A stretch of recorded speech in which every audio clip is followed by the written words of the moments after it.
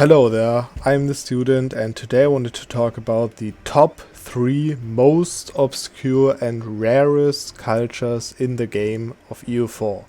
And as you probably saw in the thumbnail, Roman is not one of the top 3 in my opinion. So let's just get right into it and start with number 3.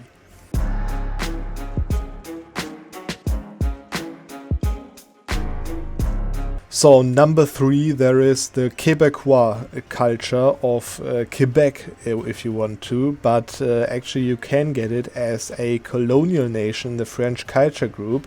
For that you need to have the capital in North or South America, you need to have the culture group of French, you need to have any province that is in the colonial Canada region or in the colonial Cascadia region, or in the northeast region over here. It needs to be in the French culture group, which accepts the Breton and Walloon cultures for some reason. And then if you have that, you can trigger an event which is called Emergent Culture in the Colonies.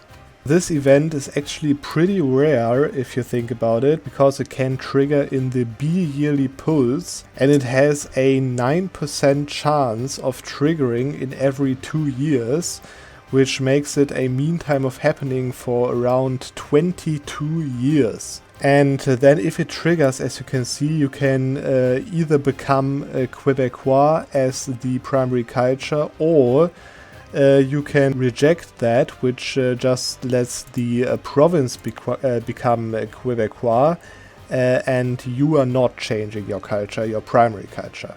Actually, the AI chooses both of them with the same weight, which means that the AI has a 50% chance of just taking this option and not becoming the primary culture Québécois, which means that they might even convert it back if the AI rules that country of French Canada.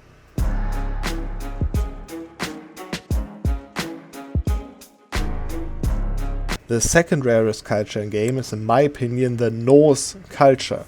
And yes, there is a Norse culture, and the Norse culture can be triggered via an event. It is not existing in 1444 as all 3 on this list. And to trigger that event, you need to be Norse religion, which I just did for Norway over here, which is one of the main reasons why this culture is so rare, because you need to switch to the Norse religion, which is not that easy. You either have to get an event chain for your monarch to switch Norse, which is extremely rare, or you need to have animist zealots going on to one of your provinces with your culture, for example Iceland, and converting them to animist faith, which lets an event trigger Norse zealots on those provinces. But either way, it is pretty hard to switch Norse, and this event requires you to have 90% or more religious unity. Also, you need to be a Norwegian, Danish, Swedish or Icelandic primary culture. Finnish doesn't count for that. And you need to have +2 stability. And then there is a mean time of happening of only 20 months for this event to trigger, which gives you the opportunity to get Norse as primary culture.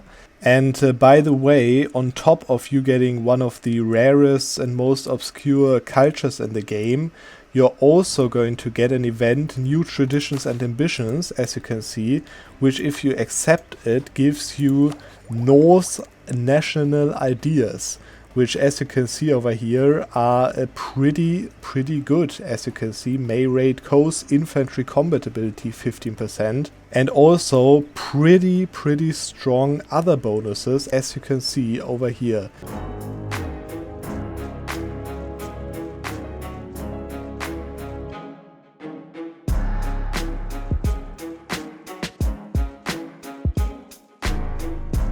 But by far, and I mean by far, the most obscure and rare culture in the game is Parsi. And Parsi represents the culture of the people of the ancient Zoroastrian Persia that lived in Persia before the Muslim expansion has driven them out of Persia, and they fled to India, where in this game is represented Daman over here as a Zoroastrian province. But as you can see, this province from the start of the game, I just annexed it as the Netherlands over here. You can see it is Zoroastrian, but it is not the Parsi culture. And to get the Parsi culture, you need to get an event. It doesn't exist in 1444, but this event requires you to have this province of Daman, which is Zoroastrian, and it requires you to have a Zoroastrian Parsi culture advisor. And as you can see, it is pretty hard to get those culture advisors, because if you just have a look on those culture advisors, those cultures are representing culture groups that are existing in your country. Which means that if you re-roll all of these advisors, you won't be able to get any advisor with a culture that doesn't exist in the game. Which means that you need to get an event to get that advisor, to get that Parsi culture event. To get a Parsi cultured Zoroastrian religion advisor, you need to be a Sunni nation with your capital in Persia, which actually I did over here. I prepared as the Netherlands. And if you have a capital in Persia and you are a Sunni nation, then you can get a semi-random advisor from some events that give you an advisor that is from Parsi culture and Zoroastrian religion. And one of those events, probably the most scriptable event that gives a semi-random advisor, is the event called Parliamentary Problems, which you get if you are a republic, which I obviously am, a Dutch republic over here. And this is also the reason why I went with the Netherlands, because if you are the Dutch Republic in this tree of republican events, there are only 2 events left, because it is a 3-year pulse of pulse events, which means that every 3 years one of the events can trigger. And if you have the Dutch Republic, there are only 2 events that could trigger. Also, sadly, there is a high chance that no event triggers, which makes this event for a semi-random religion advisor pretty rare. And I am talking about this event over here, which lets you choose, which actually triggers if you have a statesman on level 1. It has to be a level 1 advisor, and it has to be a statesman for diplomatic reputation. Then you can trigger this event, and you can get a new statesman, as you can see. And it can be of your religion and your culture. It can be of your culture and a random religion, which in this case it is, because even though I am a Sunni, this advisor over here has the Shia faith. Or it can be a semi-random religion and culture advisor, which for most European nations it would be a Jewish advisor. Probably most of you know that there are some events where you get a Jewish advisor. But as I said, if you are Sunni and have your capital in Persia, then this one would be a Parsi Zoroastrian one. And just to show you how rare this event is actually, I'm just going to show you the numbers. This event triggers with a chance of 5.4% every 3 years, and only if you do the requirements right and if you boost them a little bit. But the problem is, as you can see over here, this is not a semi-random advisor. It is not a Parsi Zoroastrian advisor, because the chance of this advisor being a Zoroastrian Parsi advisor is still 10%. So only on average, every 10th of those events is a Parsi Zoroastrian advisor. which means that 5.4% of this event times 10% of this event being the right advisor makes it actually 0.54% chance of getting the right advisor every 3 years, which makes this event a mean time of happening of 555 years, which is literally more than the entire game goes. But of course you need time to set up the game as I did over here. So it is extremely rare.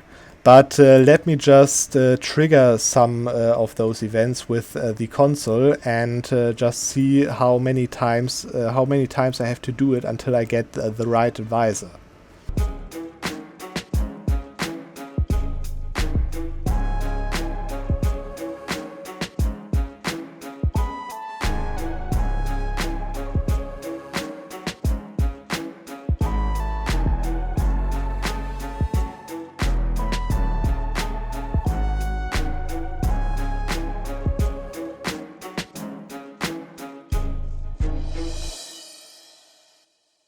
Okay, and there we go. Finally, I've got one. As you can see, this event, I can replace my current statesman that I have with this one, which is 50% cheaper to employ and which is a level 1 statesman of Parsi heritage and Zoroastrian faith.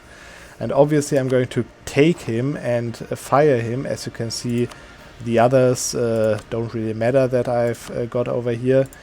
I'm just going to take this guy, which is, as you can see, Parsi Zoroastrian. I'm going to take him, and now I'm able to trigger an event which is called Parsi Sanctuary in Sanjan, which is essentially this province over here, which is not called like this, but it means this province. And this event gives you the Parsi culture. This is the event, as you can see, Parsi Sanctuary in Sanjan over here in the province of Daman over here, it triggered. And as you can see, this province will be converted to the Parsi culture, renamed to Sanjan, and I'm going to lose some Republican tradition for that. Or I just don't do that and lose stability, but this is the way how you can get the Parsi culture. As you can see now, this province is Parsi culture and Zoroastrian religion, which means that now I could use that culture to convert adjacent provinces to it, to develop it, to switch to primary culture Parsi and do a Parsi One Culture if I want to. Or just roleplay and bring back the Parsi culture into Persia with the Zoroastrian faith. Just to get to this point is extremely lucky, and you need to really go hard for that, probably save scum, because otherwise you would just wait 500 years and nothing happens for like 4 games or something. But this is extremely difficult to get to this point, but you have to keep in mind that even after you got that Parsi advisor, as you can see, he's 30 years old. He could die until you trigger that event that I just showed you, because the mean time of happening for that event is actually 15 years, which means that he'll be 45 and he could die until then, which makes it even more risky to get this event at all. So I hope you liked the video. I hope you enjoyed me presenting those 3 very rare and very obscure cultures in the game. And what do you think? Will you do a one culture with Parsi culture and Zoroastrian religion sometime? Because it is probably the most prestigious thing you could ever do. Let me know in the comments, and we are going to see in the next video.